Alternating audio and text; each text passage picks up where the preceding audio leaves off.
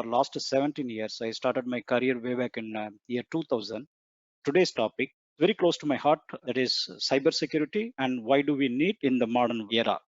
The agenda for today's presentation is precisely I will start with what is cybersecurity, and then I will talk about why we need the cybersecurity and the principles of the CIA Triad in the context of cybersecurity.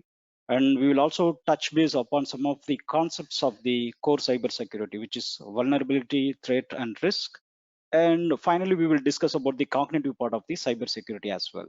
So before even stepping into the actual cybersecurity context, right, it would be worthwhile to spend topics of the digital era and the dynamics of the digital era and the evolution of the digital era.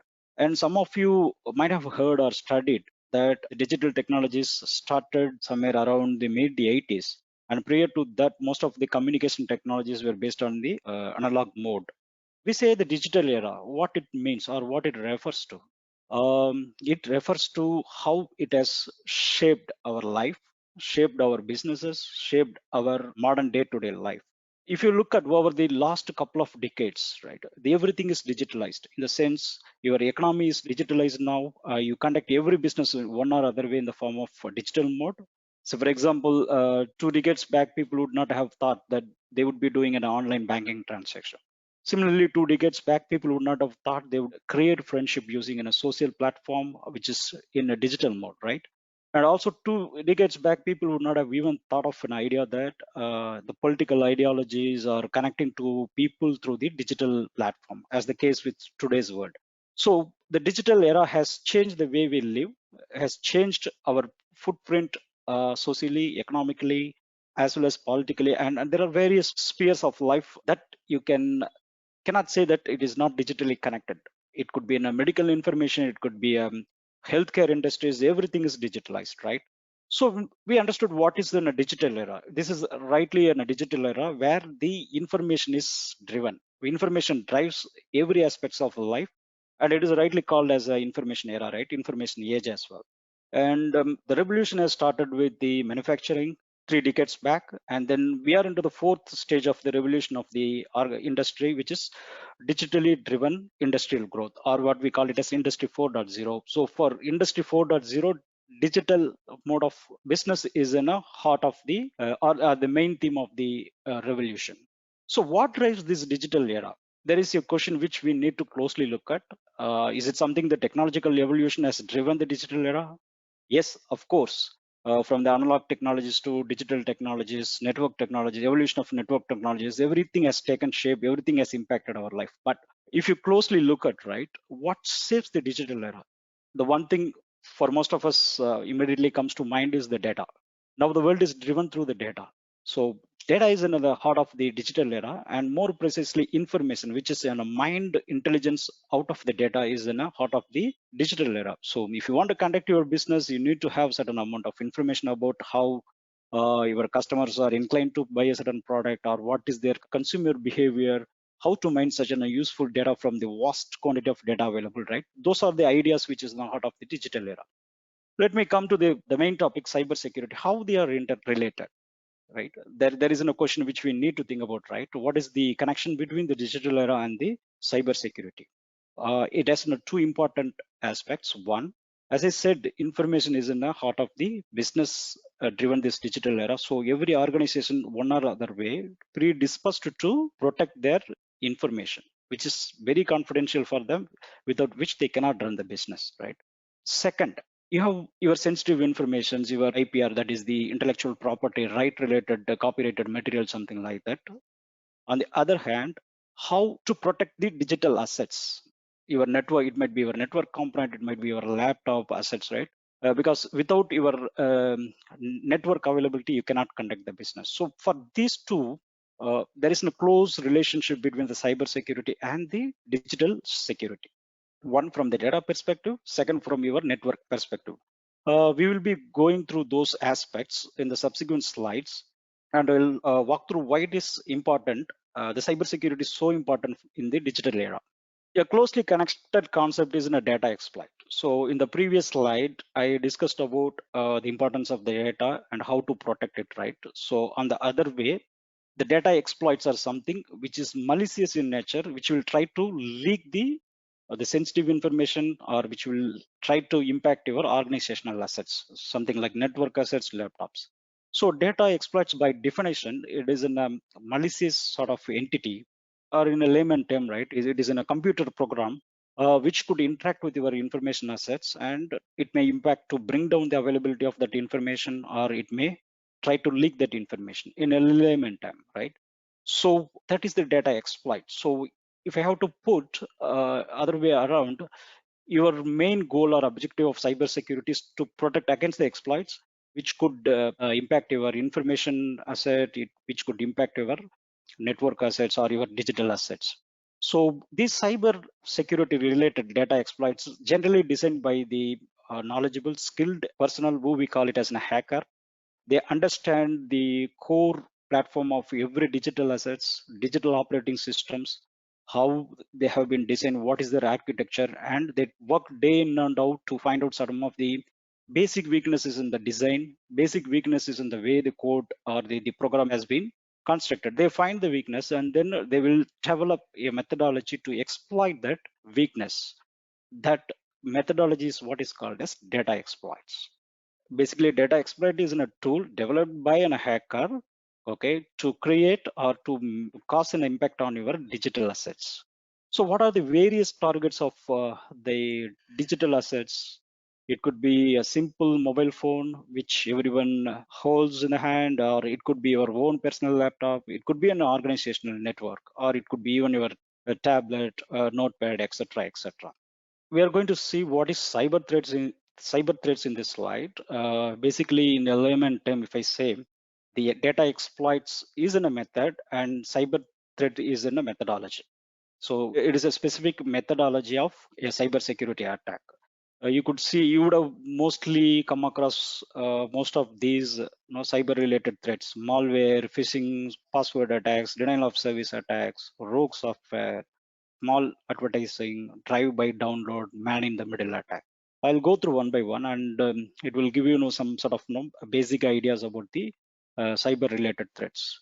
Malware, as I said, we are all aware of malware. It is basically a malicious code which were written by the hacker. It could go into your system, make configurational change, eventually leading to some disruption in your assets. It could be your laptop, it could be your mobile phone, or it could be your corporate assets as well. The basic idea behind developing or creating this malware, ideally to breach the system, to penetrate into the system.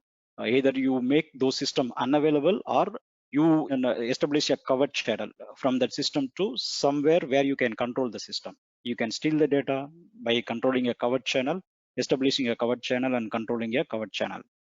And then phishing is in a more a social engineering type of attack.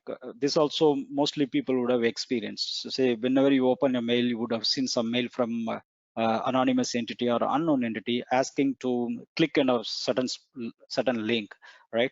So beneath that link, it would lead to some other place, some other websites which could potentially monitor your end assets. Or if it is asked to change some password, right?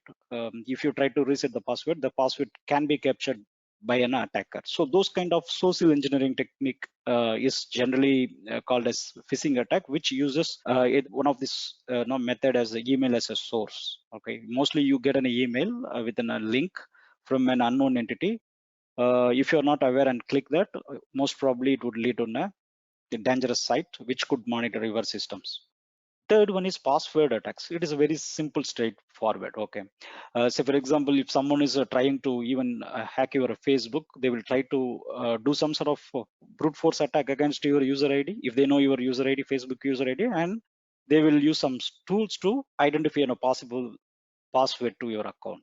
They can run, but an organization like Facebook would have had a control at the back end to check if there are consecutive attempts, it would block the password attempt. But generally, like end user system, if the password is not complex, if it is a weak, there are chances that in a tool, what we already discussed, right? The exploit tool could run against your user ID and password database and can find the password matching to your user ID. Those kind of attacks are called password attacks. The next one is the DDoS. DDoS is a very common attack which cannot be prevented because it is against the your service. So it is basically simply denial of service. Typical practical example would be, right, we all intend to do our online banking. So if you try to do a cash transfer, right, you try to log in, but if the application is not available, as a legitimate user, your rights are denied, right? You cannot do your cash transfer. So the purpose of the online banking is defeated. So those kind of attacks are called denial of service attack, where the attacker could even get into the database and bring down those application, online banking application, right? So what happens? You are denied your legitimate rights to use that specific application, or in some cases, the if you are trying to access certain information, it may not be available because that specific information data would have been down by an attacker. Those kind of attacks are described as denial of service attack. Right there on the top is the man in the middle attack. It is more stealthy attack in the sense like between two established legitimate connectivity, and malicious attacker would be sitting and watching the traffic, or even some cases he could also manipulate the traffic. For example, I would again walk through in a simple example, right? Let's take the same online banking example. So I am initiating an online banking transfer, fund transfer. Okay, I have logged in with my user ID and password, and I'm into the fund transfer page where I'm initiating the fund transfer. Most probably this kind of web browser connection would have been protected using the SSL. You would have seen something like padlock kind of symbol, which says that it is an SSL protected, but still there are a skilled attacker who can get into who can sniff those kind of traffic. He would be sitting in between your browser communication to the banking server, and he would monitor what you are doing. In some cases, he would steal the password. Some cases, he would redirect the transfer to his bank account or something like that. Okay, so those kind of stealthy, active attacks, which involves the hackers, are generally called as man in the middle attack. That's why you name it as a man in the middle. Between two legitimate transaction, there would be an illegitimate person sitting, manipulating, monitoring, or doing certain sort of operations which is malicious in nature. So there goes the next one is the drive-by download. Most of us would have done this without knowledge, right? In the sense like you would be visiting certain websites, and there would be some potential pop-up would be coming, which you by mistake you would have clicked, and you would be seeing that the browser some long lengthy payload is operating, right? That's nothing but there is a malware code downloading at your system. Those kind of potentially dangerous downloads are clubbed as a drive-by download attack, because you drive that, you visit those pages, and then inverted in by mistake you click that, or by mistake you try to by clicking you are going to a redirected page. All these are all examples of drive-by download attacks. Next one is mal advertising. It is a mostly an annoying, unsolicited advertisements appearing on the legitimate websites, right? If you're going to your some of the, you would have noticed very often in IRCTC site, some of the advertisements are legitimately put in by the IRCTC. Sometimes you would see some kind of unsolicited advertisements appearing on the websites. The final is the rogue software. Rogue software are like impersonated software. You would mostly the people have a tendency to download some software for installing and doing some sort of work, right? Let's take an example of Excel. People try to find out a freeware version, or free version of the Excel sheet, or similar software, for example. They would be thinking that they are downloading actually the Excel, which is available freely. There are some malicious websites where it would be displaying that these softwares are freely available. You would want click, the icon would be showing that it is an Excel, but beneath that, there would be a rogue software developed by a hacker who would be downloading at your machine. So the purpose of all these cyber threats are only threefold. One, either make your system unavailable for your legitimate operation. Two, if there are any potential or sensitive information, try to steal them. Okay. Or as I explained in the banking exam, you sit and modify the transaction. Modify the transactions. For example, you are sending mail to your friend. He wanted to create a rift between you and your friend. He would sniff that mail, and then he would change the content of the mail, and create all those sort of unwanted problems between you and your friend. So with that, I think you would have gotten a fair amount of idea about these are some of the very basic cyber threats. Okay, the cyber threats have evolved over years. There are multiple targeted attacks, and the industry has to grapple with very advanced form of cyber security attacks, where even the attackers have the capability to bring down the nation state. Okay, some nation state capabilities in military warfare, extra, etc., etc. So far as let's know only the basic cyber form of cyber threats. With that, I'll go to the history of the cyber attacks. Right, this is very interesting area.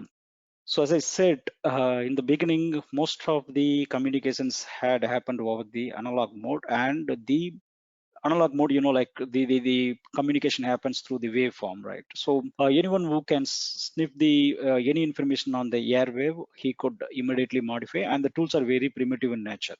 Okay, you don't have much of the defense against those kind of attacks in the early 80s, but with the evolution of the digital technologies, so for example, replaced by modem, and then you have all those fiber cable, etc., all your LAN technologies, Ethernet, with the development of Ethernet, right? All those digital technologies, right?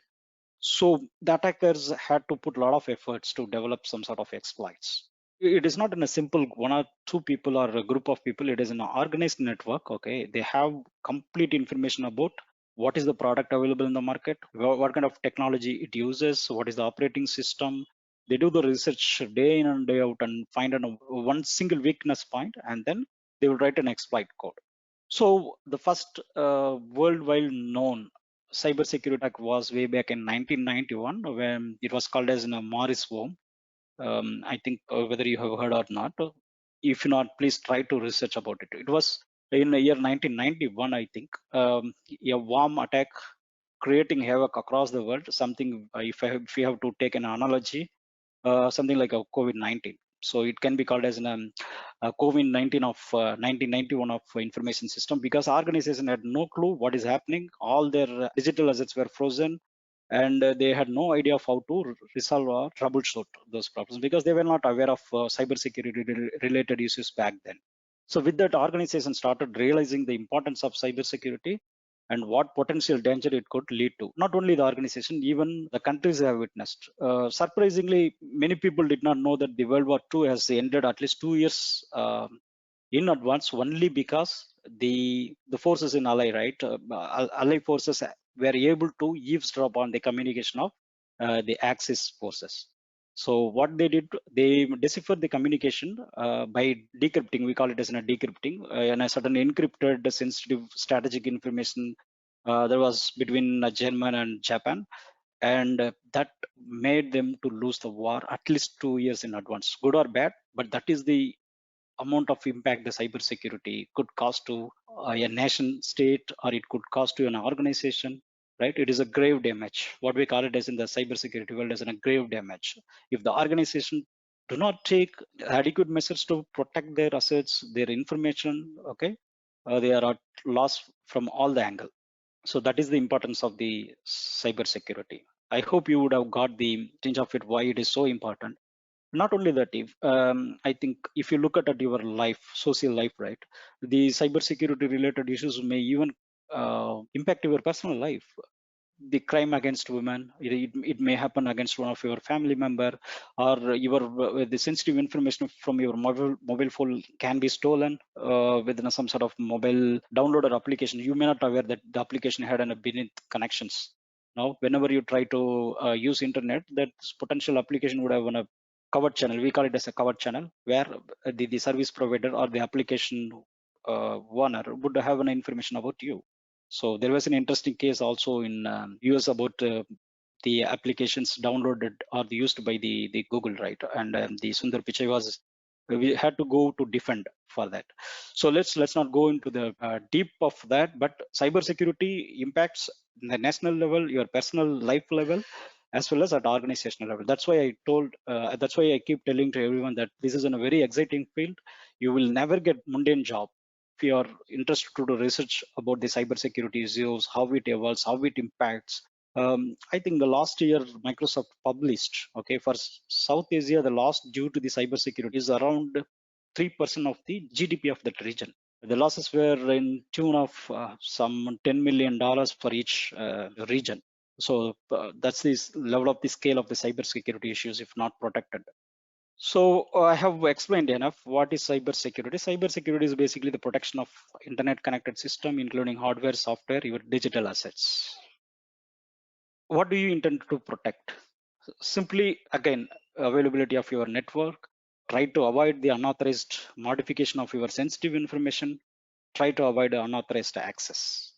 So basically this branches into CIA Triad. The C stands for confidentiality, I stand for integrity, A stands for availability.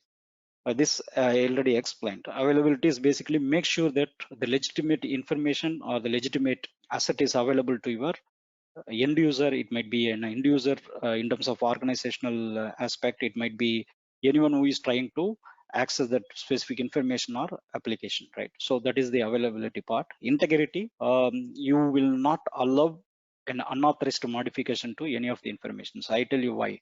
Because, say for example, if there is a database administrator, right? If there is a weak control in against the database, this administrator could make his bank account money to millions of dollars, and next day he could back end channel, right? Or he could transfer some of the money from the other account holders to his account or some other malicious account, right?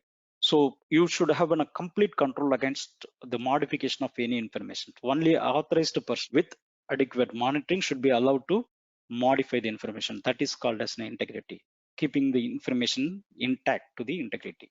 Confidentiality, it is pretty straightforward. Only an authorized person should access the information. So it should not allow anyone to disclose any sensitive information outside of their boundary. So basically the cybersecurity, if you look at the larger goal of any organization, it branches into these three requirements. It is to protect the confidentiality, it is to ensure that the integrity of the information is right, and it is to ensure that the information is available to the legitimate person. So some of the attacks on CIA, I already explained enough that the confidentiality of the information, one of the common way of breaching the information is the breaking the encryption. As I explained, the Second World War situation, right? So it is not necessarily information at the military level, even it could be an information at the organizational level. Say for example, credit card information. If somebody is trying to, you are trying to send an email to your one of the potential client in an encrypted email, an attacker sits somewhere between your channel to the your third party channel and then decipher this encryption, then that attack is a breach against the confidentiality, because as an unauthorized person, he has then access to sensitive information by breaking the encryption. Man in the middle attack, again, I explained with the online banking application example. Some malicious person would sit between two entities and then he could have access to that sensitive information. Sometimes he can even manipulate that sensitive information. Those kind of man in the middle attacks. The data leakage or unauthorized copying of sensitive data, this happens very common across everywhere. People use the USB port, USB, and then copy the information without proper protection to the sensitive information. And if they lose the USB, right, obviously the sensitive information is lost. Or even the simple losing of a laptop in airport. Okay, if you have not protected your laptop with good password, and then if you are not encrypted all your information which is available in the laptop, somebody who can guess the password can get into your laptop and take all the information. These kind of attacks are called data leakage or unauthorized copying of sensitive information. Installing spyware or malware on a server, this is not exactly an installing, in the sense like some people would have downloaded some other code without not even knowing that it is in a malware. So those kind of malware can establish in a covered channel, can try to sniff the information to the external entity. So some of the integrity related attack, right? Again, malware insertion, because it could not only get an access to the information, but it can also modify the information. So maliciously accessing the information and forging the records. Same example, unauthorized database scans. This I already explained. Some people who have an access can scan the database, get a sensitive information, and then they can write a query to modify the database. So eventually it will change the integrity of the information. Remotely controlling zombie systems. So for example, when you download some malware, right? So this malware, somebody by mistake downloaded a malware at their laptop, it could create a network of its own malware group. Say for example, from system X to system Y, it can establish a connection. This malware can establish a connection. And between system Y to Z, it can again establish a connection. So it would be like in a group of system infected with malware. This group of system is called as zombie systems. Okay, zombie systems. This zombie system, right, it's not only as a potential to cause an integrity issue, but also confidentiality issue, also availability issue, because they can bring down the network. They has the potential of bringing down the network. That is why you are seeing on the integrity side, denial of service attack, right? These zombies have the potential of interrupting the availability of information. Deliberately disrupting a server room power supply. These are all more manual in nature. Somebody who had physical access to the organization may disturb the power supply connection, and not only disturbing the power supply connection. Some of the with advanced tools, right, they can even sniff what data is going in the wire, right? So basically, all the network communication happens over your Ethernet. LAN cables, they have the ability to sniff the information going on in your LAN cable as well. Flooding a server with too many requests. This is a kind of attack against a network to bring down the network. In the sense, if an attacker knows that this is where your firewall is located, what he does, if you don't have adequate firewall or a configuration to drop down unsolicited number of requests, right? So, for example, I try to ping a server from outside world to one of the system in the internal network. Okay, the ping request will be coming continuously, and eventually can choke the firewall or the entry point at the network. So what are the steps to fix a crime? I think it involves a dedicated group of people. We call it as in a security operations center in organization. Every organization has a dedicated security operations center where you have skilled professionals monitors the events across various nodes of the network. When I say node, it could be in a laptop endpoint, it could be in a server, it could be in a data center. He collects the information or events from all these entities are collected at a centralized place. The skilled professionals would be monitoring those events. By monitoring those events, they can identify what is potentially a dangerous event, right? Potentially dangerous event from a security perspective. That is the step one, which is an identification of security event, then analyze and evaluate. So what you do, it is not just you identified certain events as in a security important, but then you'll have to also analyze. Analyze in the sense you have to make sense out of that information. If there is a specific event, you would need to collect subsequent information from various other systems to check whether the actual security issues are present. That is the step together called as analyze and evaluate. Finally, if you had identified something is wrong, okay, there isn't a potential penetration from an hacker into your network. He had already set up in a footprint. Okay, then immediately on a warfoot mode, you have to treat that.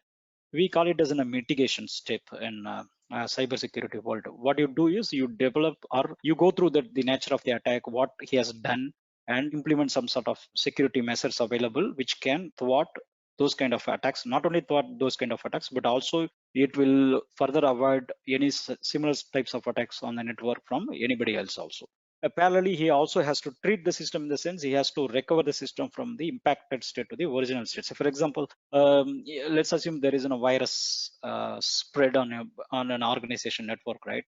First, he has identified something is not good in the network because so many events are triggered from so many endpoints. He would analyze why so many events are triggered. Oh, so many events are triggered. Then he understands the informations of that specific event. He evaluates. Then he comes to a conclusion there is a so and so virus spread happening on the network. What he has to do now, immediately he has to put an antivirus measure. Okay, call your antivirus solution provider, explain what kind of situation is happening, why the current antivirus solution was not capable of thwarting that attack or stopping that attack. You consult with the vendor, try to develop a signature, immediately deploy it. On the other hand, if you see that only in a specific number of systems are impacted of virus, you immediately take off the network. So these are all called treatments, mitigation plan.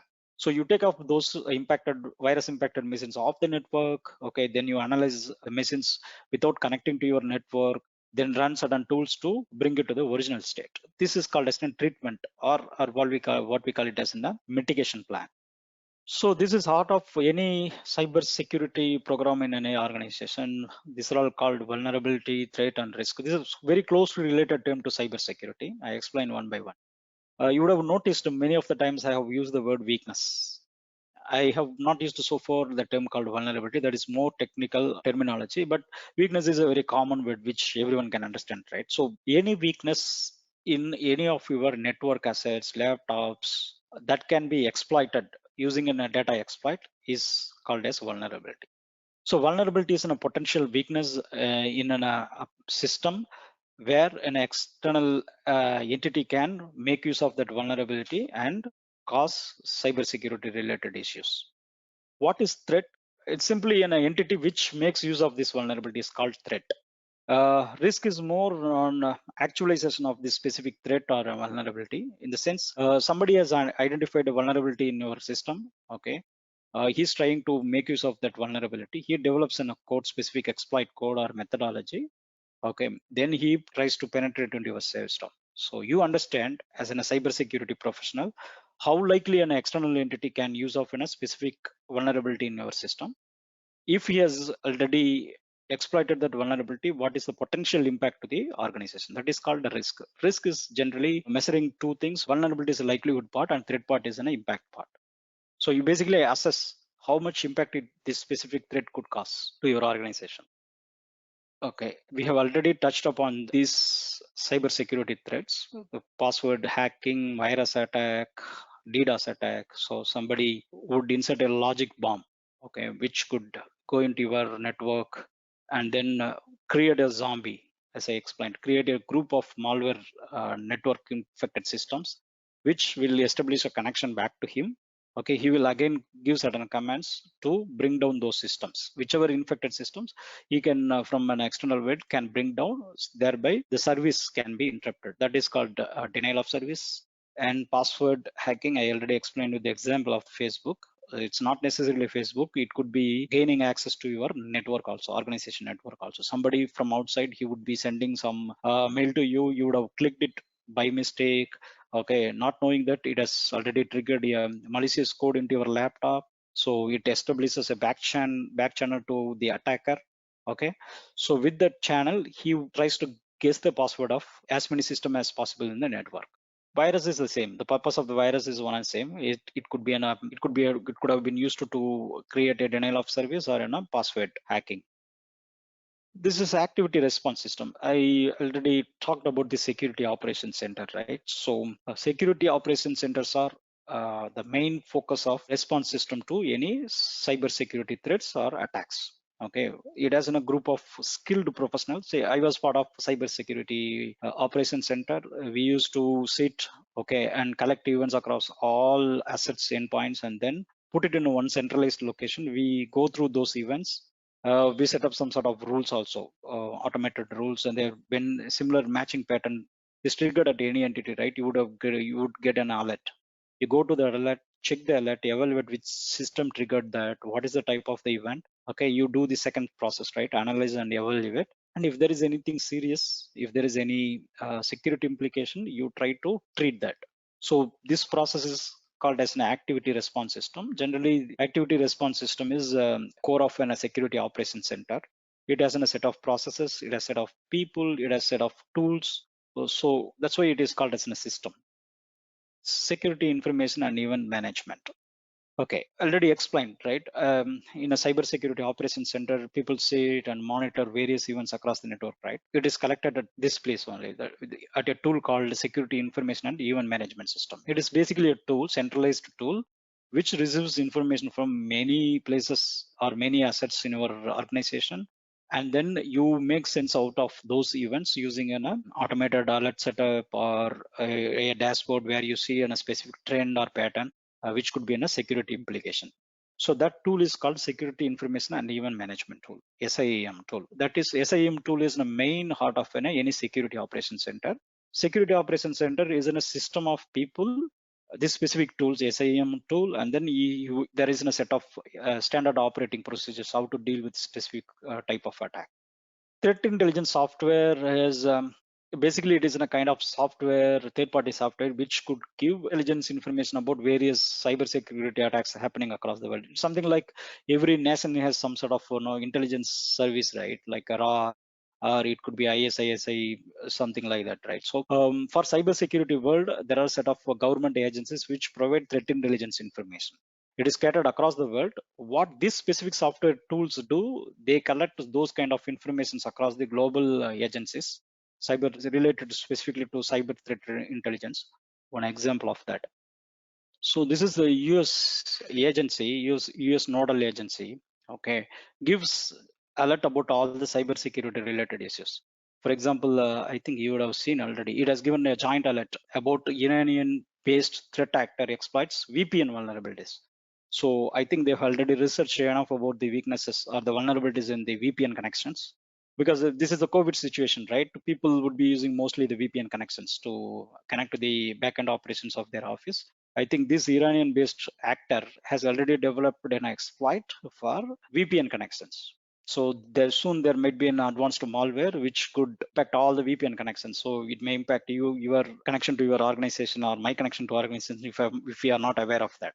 So this kind of intelligence input, right, given by various global agencies, governments, some of the industry leading giants, they research day in and day out about the various cybersecurity related issues across the world. And this cyber threat intelligence tool, right, which we are seeing here, it is a central tool. It collects all those information and put it in a format, a single format, which any cybersecurity professional can understand what is that attack. Okay. As a research output, if you go, it is very too technical in nature. You cannot understand. But this threat intelligence software mines certain critical information, not only critical information, adequate information to understand about the threat attack or the exploit. This is also part of the cybersecurity operations center. People get intelligence input about a cybersecurity attack, and they will try to monitor in the SIEM tool whether is there any such events triggers here which they should act upon. So patching is an end result. So I had talked about the treating, right? So treating or mitigation, I mean in the previous slides, as a part of security operation, right? How do you correct those vulnerabilities or weaknesses? So for example, Microsoft has a specific product or recent operating system has certain weaknesses, right? What they do, they understand what is the weakness and develop a fix to address that specific problem or the specific vulnerability. That is called patching. So every now and then you can see Microsoft releases some patches, right? These patches are nothing but it is intended to address some weaknesses in the operating system or in the software. So what happens without cybersecurity?